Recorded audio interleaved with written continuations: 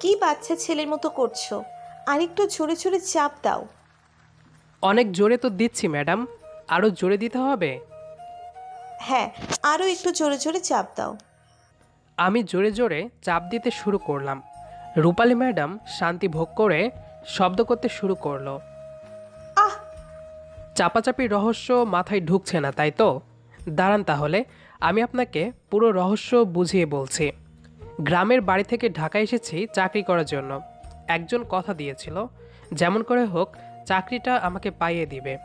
অবশেষে একটা ভরসা নিয়ে চাকরির জন্য এসে দেখি আমার জায়গা অন্য একজনের চাকরিটা হয়ে গেছে। চেষ্টার কোনো কমতি ছিল না, কিন্তু শেষে হতাশা ছাড়া আর কিছু সঙ্গ দিল না। অবশেষে ফেসবুক পেজের একটা চাকরির বিজ্ঞাপন দেখে খুশি মনে আমার শিক্ষাগত যোগ্যতা সাবমিট করলাম। একটা কোম্পানির সিকিউরিটি সুপারভাইজার হিসেবে চাকরি দেওয়ার কথা বলে অবশেষে একটা বড়লোক বাসার দারোয়ান হিসেবে দাঁড় করিয়ে দিল। বেকার বসে থাকার চেয়ে ভাগ্যের ওপর সব কিছু ছেড়ে দিয়ে যা হলো মেনে নিলাম। বাড়িওয়ালার একমাত্র মেয়ে রূপালী কলেজের দ্বিতীয় বর্ষে পড়াশোনা করছে। আজকে হঠাৎ তার রুমে আমাকে ডেকে কী সব উল্টাপাল্টা কথা বলছে, আমার মাথায় ঢুকছে না। অয়ন, তুমি একটু পাগুলো টিপে দাও, অনেক ব্যথা করছে। কি করছেন ম্যাডাম? সেদিন আমি আপনার হাত ধরেছিলাম বলে তার জন্য থাপ্পড় দিয়েছিলেন, আর আজকে আপনি পা টিপে দেওয়ার কথা বলছেন? সেদিন যা হয়েছিল আমি বুঝতে পারিনি। হঠাৎ করে মাথায় রাগ উঠলো আর তোমাকে থাপ্পড় দিয়ে বসলাম। আমাকে ক্ষমা করে দিও প্লিজ। আমি যা করেছি না বুঝে করেছিলাম। আমরা গরিব মানুষ ম্যাডাম, সামান্য দারোয়ানে চাকরি করি। আপনাদের হাতের একটু মার খেলে তাতে কিছুই হবে না। আপনি শুধু শুধু সরি বলে নিজেকে কেন ছোট করছেন? তুমি প্লিজ আমার উপর কোনো মন খারাপ করো না। সেদিনের ব্যবহারের জন্য আমি লজ্জিত। আর কোনো দিনও তোমাকে কষ্ট দিতে চাই না। আপনার ওপর আমার কোনো রাগ নেই। আমি তাহলে এখন আসি ম্যাডাম। আসি মানে? তোমাকে না বললাম আমার পাটা একটু টিপে দিতে? কি বলছেন এইসব? যদি বড় সাহেব দেখে তাহলে আমাকে মেরে ফেলবে। রূপালীর বাবাকে বড় সাহেব বলে ডাকি। সেটা নিয়ে তোমাকে চিন্তা করতে হবে না। বাড়িতে আমি আর তুমি ছাড়া কেউ নেই। কেউ নেই মানে? বড় সাহেব আর বড় ম্যাডাম কোথায় গেছেন? আপুর বিজনেস পার্টনারের মেয়ের বিয়েতে। আমি তো সারাক্ষণ গেটেই ছিলাম। তাহলে বড় সাহেবকে কোথাও যেতে দেখতে পেলাম না কেন? কি অয়ন, বয়স না হতেই সব কিছু ভুলে যাওয়া শুরু করেছো দেখছি। তোমাকে যে বাজারে ডিম আনতে পাঠিয়েছিলাম ভুলে গেলে চলবে? ও হ্যাঁ ম্যাডাম, আমার মনে পড়েছে। কিন্তু বড় সাহেব আর ম্যাডাম যখনই কোথাও যেতেন আমাকে বলে যেত বাড়িটা ঠিকমতো দেখাশোনা করতে। এইবার তো আমি বাড়িতে আছি, তাহলে তোমাকে কেন শুধু শুধু দেখে রাখতে বলবে? হ্যাঁ সেটাই তো, কিন্তু আপনি গেলেন না কেন? সেটা তুমি পরেই জানতে পারবে। এখন নাও, আমার পাগুলো একটু টিপে দাও। আমি মনে মনে ভাবছি, তাহলে রূপালী ম্যাডাম কি অন্য কোনো ছেলেকে ডেকেছে নাকি তার বাসায়? তাহলে আমাকে যে বলল একটু পরে সব বুঝতে পারবো। আর সে কেন একা এত বড় বাড়িতে থেকে গেলেন? তাছাড়া বড়লোকের ছেলেমেয়েরা আজকাল এসব করেই থাকে। কি হলো অয়ন, কি ভাবছো নাও? কথাটা বলে রূপালী ম্যাডাম শুয়ে পড়ল। আমি আস্তে আস্তে তার বিছানার দিকে এগিয়ে যাচ্ছি। আগে কখনো তো ভিতরে আসতেও বলেনি আমাকে। বুঝতে পারছি না আজকে হঠাৎ কেন তার বেডরুম পর্যন্ত ডেকে নিয়ে আসলো। তাছাড়া অনেক দিন হলো দেখছি রূপালী ম্যাডাম আমাকে ছাদে থেকে দেখে আর হাসে। ম্যাডাম কি আমার সাথে খারাপ কিছু করার পরিকল্পনা করছে নাকি? এই তো কিছুদিন আগের কথা। রূপালী ম্যাডাম গেটে এসে আমাকে খুঁজে না পেয়ে রাগান্বিত হয়ে দাঁড়িয়ে আছে। এদিকে আমারও সারাক্ষণ এক জায়গায় দাঁড়িয়ে থাকতে ভালো লাগে না, তাই দোকানে গিয়েছিলাম এক কাপ চা খাওয়ার জন্য। ভেতরে এসে দেখি ম্যাডাম দাঁড়িয়ে আছে। আমি একটু নরম কণ্ঠে বললাম, ম্যাডাম আপনি এখানে দাঁড়িয়ে আছেন কেন? কতক্ষণ হলো ডাকছি, কোথায় গিয়েছিলে তুমি? ম্যাডাম একটু দোকানে গিয়েছিলাম চা খাওয়ার জন্য। সারাক্ষণ কাজে ফাঁকি দিয়ে শুধু এদিকে সেদিকে ঘোরাফেরা। কি বলছেন ম্যাডাম? আমি আবার কখন কাজে ফাঁকি দিয়ে ঘোরাফেরা করলাম? তোমার কাজ কি এখানে দাঁড়িয়ে থাকা, তাই তো? তাহলে তুমি এখানে থাকতে অচেনা মানুষ ভিতরে যায় কেমন করে? আমি তখন ওয়াশরুমে গিয়েছিলাম, সেই সুযোগে ভেতরে চলে গেছে। দরজায় তালা লাগিয়ে যেতে পারোনি? যদি আপনারা বাইরে কোথাও যাইতেন তখন তো সমস্যা হতো, আমি না আসা পর্যন্ত আপনাদের অপেক্ষা করা লাগতো। শুধু মুখে মুখে কথা বলতে শিখেছে। এই যে, যাও দোকান থেকে 1 কেজি চিনি এনে দাও। আর কোনো কথা না বলে চুপ করে টাকাটা নিয়ে চললাম দোকানের দিকে। বড়লোক মানুষের সমস্যার অভাব নেই, কিন্তু এত সমস্যার মাঝেও তাদের কোনো ভুল দেখতে পাই না। সত্যি কথা বললেও তাদের কাছে মনে হয় আমরা মুখে মুখে তর্ক করি। চিনি নিয়ে তাড়াতাড়ি এসে দেখি ম্যাডাম এখানে দাঁড়িয়ে আছে। কি হলো, আপনি এখনও এখানে দাঁড়িয়ে আছেন? তাহলে কি ভিতরে চলে যাব? যদি কোনো চোর ঢুকে যেত তখন? তাহলে ভালোই করেছেন। এবার কি বকবক করবে নাকি চিনিগুলো তুমিও নিয়ে দাঁড়িয়ে থাকবে? আমি রূপালী ম্যাডামের হাতে চিনিটা দিয়ে বাকি টাকাগুলো ফেরত দেওয়ার জন্য হাত তুলে বললাম, ম্যাডাম বাকি টাকাগুলো নিতে ভুলে গেছেন। তখন ম্যাডাম বলে উঠল, ওইটা তোমার কাছেই রেখে দাও, দোকান থেকে কিছু কিনে খেয়ে নিও। না ম্যাডাম, আমার কোনো বকশিস লাগবে না। আর আমি যে কাজটা করে দিয়েছি সেটা তো আমার দায়িত্ব ছিল। আমি বলেছি তো তোমার কাছে রেখে দিতে।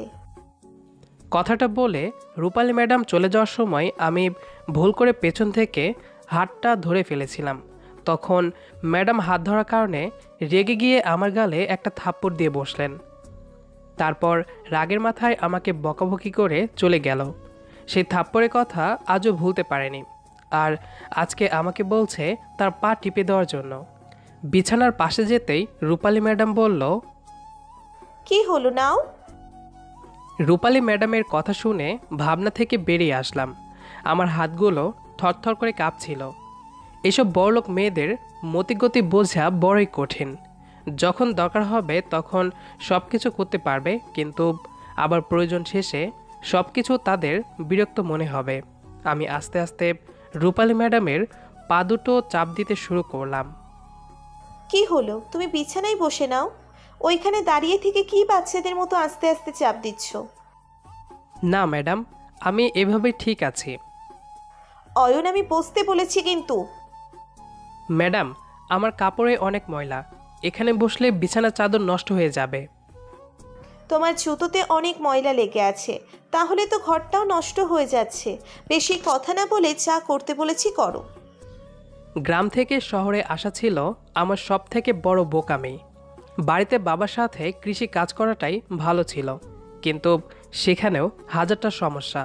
গ্রামের মানুষ আমাকে দেখে বাবাকে বলতো, ছেলেকে এত কষ্ট করে পড়াশোনা করে কি লাভ হলো, সেই তোমার মতো মাঠেই কাজ করছে। আমি ভয়ে ভয়ে বিছানায় উঠে ম্যাডামের পায়ের কাছে বসলাম। তারপর তার নরম পা দুটো চাপ দিতে শুরু করলাম। একটু জোরে জোরে চাপ দাও, কি বাচ্চাদের মতো খেলা করছো? রূপালী ম্যাডামের কথা শুনে একটু জোরে জোরে চাপ দিতে শুরু করলাম।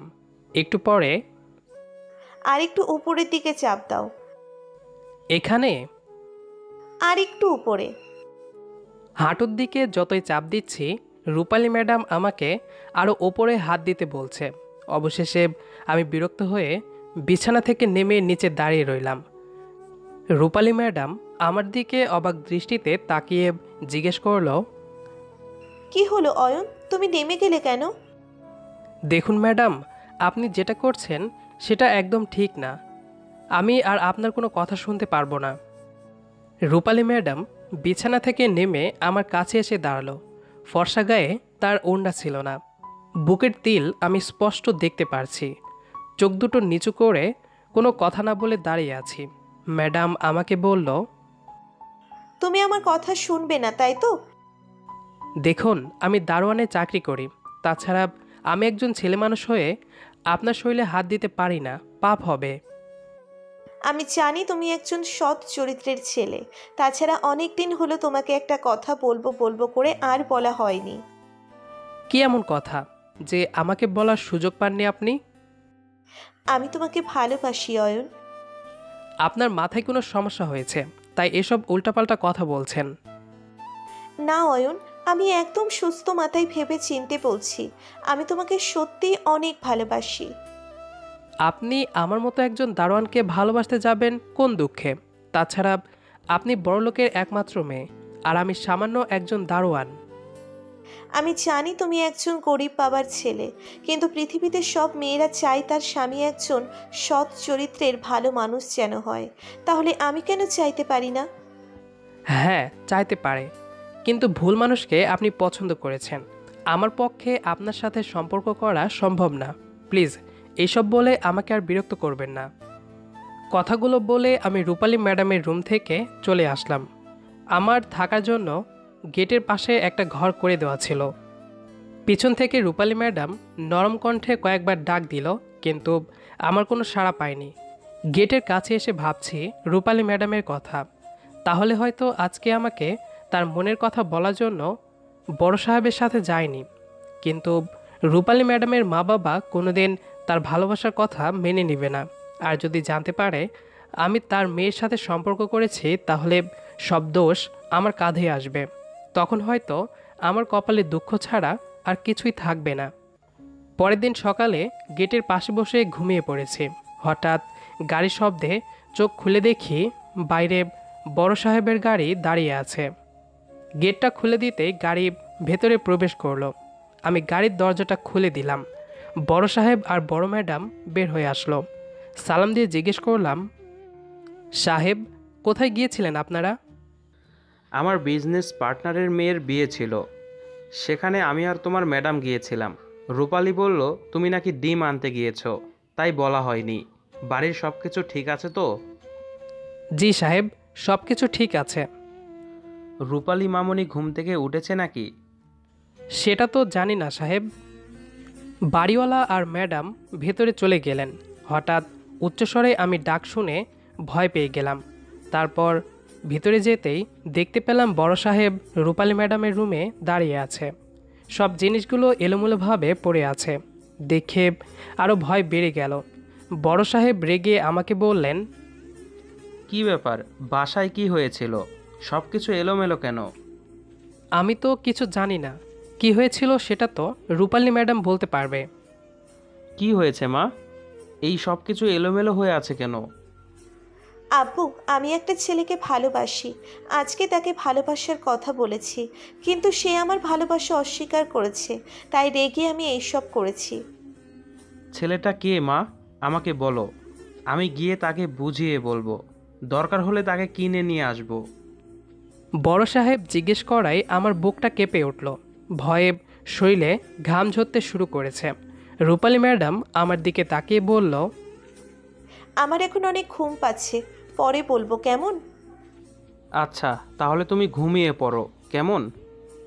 রূপালী ম্যাডামের ঘরের সব জিনিসগুলো এলোমেলো দেখে অনেকটা ভয় পেয়েছিলাম। কিন্তু রূপালী ম্যাডাম যখন আমার কথা বলবে, তখন তার বাবা আমাকে অপমান করে বের করে দিবে, না হলে অন্য কোনো ব্যবস্থা নিতে পারে। আমার মতো দারোয়ানের সাথে তার মেয়ের বিয়ে কোনো দিনও দিবে না। কিছুক্ষণ পরে আমার জামা কাপড়গুলো গেটের কাছে আমার রুমে রেখে দিয়ে সোজা গ্রামের বাড়িতে চলে আসলাম। বাড়িতে আসতে মা জিজ্ঞেস করলো, কি হয়েছে বাবা? হঠাৎ এভাবে না বলে চলে আসলি কেন? আমি সব কিছু খুলে বললাম। মা আমার কথা শুনে বলল, মেয়েটা সত্যি হয়তো তোকে ভালোবাসে। এভাবে মেয়েটাকে একা ফেলে আসা ঠিক হয়নি। আমার ধারণা মা কখনো বুঝতে পারবে না। আমি মাকে বুঝিয়ে বললাম, এসব বড়লোকের মেয়েরা কখনো সত্যিকারের ভালোবাসে না। তাদের মনে যা চাই সেটাই করে। মন চাইলে আপন করে নেবে, আবার ইচ্ছে হলে ছুঁড়ে ফেলে দিবে। না বাবা, সব মেয়েরা এক হয় না। দেখিস, মেয়েটা যদি সত্যিই তোকে ভালোবেসে থাকে, তাহলে তোর জন্য শহর ছেড়ে এখানে চলে আসবে। কি যে বলো না, অনেক ক্ষুধা পেয়েছে। যদি কিছু থাকে তাহলে খেতে দাও। তুই ফ্রেশ হয়ে আয়, আমি ভাত দিচ্ছি। ফ্রেশ হয়ে খেতে খেতে আরও অনেক গল্প করলাম। মা আমার কথা যত শুনছে ততই অবাক হচ্ছে। অবশেষে বলল, তোকে আর ওই শহরে যেতে হবে না। তোর বাবার সাথে বাড়িতে একটু কাজ করবি, তাতেই চলে যাবে। কয়েকদিন পার হয়ে গেল।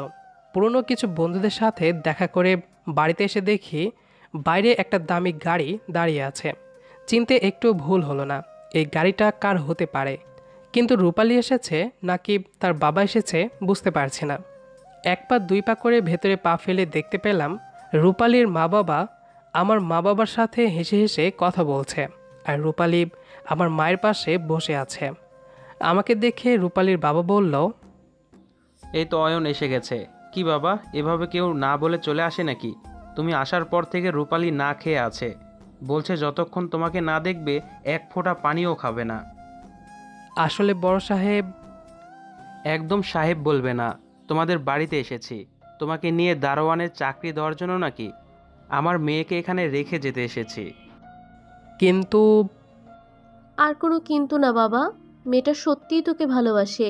তুই এভাবে মেয়েটার ভালোবাসা শেষ করে দিস না। সবাই বুঝালো, আর রূপালীর চোখের দিকে তাকিয়ে আমার প্রতি তার সত্যিকারের ভালোবাসা দেখতে পেলাম। অবশেষে আমার সাথে রূপালীর বিয়ে হলো। বাসঘরে বউকে আদর করতে যাব, ঠিক তখনই রূপালী বলে উঠল, আমাকে একদম ধরবে না। কেন? আমাকে একা রেখে চলে আসতে পারলে এভাবে? সারা জীবন দেখেছি ছেলেরা তার ভালোবাসার মানুষকে পাওয়ার জন্য যুদ্ধ করে, আর তোমাকে পাওয়ার জন্য আমার এত কিছু করতে হলো। আসলে আমি ভেবেছিলাম। হয়েছে, আর বলতে হবে না। যদি তোমাকে হারিয়ে ফেলতাম তাহলে কি হতো? আমি তোমাকে ছাড়া কিভাবে বেঁচে থাকতাম? রূপালী কথাগুলো বলতে বলতে কেঁদে ফেলল। আমি ভালোবাসা দিয়ে রূপালীর চোখের জল মুছে দিলাম। তারপর রূপালীর গোলাপি রঙের ঠোঁট দুটো আমার ঠোঁট নিতেই তার নরম শরীরে আমাকে শক্ত করে জড়িয়ে ধরল। বউকে আদর করতে করতে ঘুমিয়ে পড়লাম। ভালোবাসা কখনো বড়লোক টাকা পয়সা দেখে হয় না। মেনে নিলে ছোট্ট কুঁড়ে ঘরেও শান্তি পাওয়া যায়, আর সঠিক মানুষ হলে সব কিছুতেই পূর্ণতা দেখা দেয়। পুরো গল্পটা শোনার জন্য ধন্যবাদ। আমাদের আজকের গল্পটি আপনার কাছে কেমন লেগেছে সেটি অবশ্যই কমেন্ট করে জানাবেন। দেখা হবে আবারও নতুন কোনো গল্প নিয়ে। সে পর্যন্ত আমাদের সাথেই থাকবেন। ধন্যবাদ সবাইকে।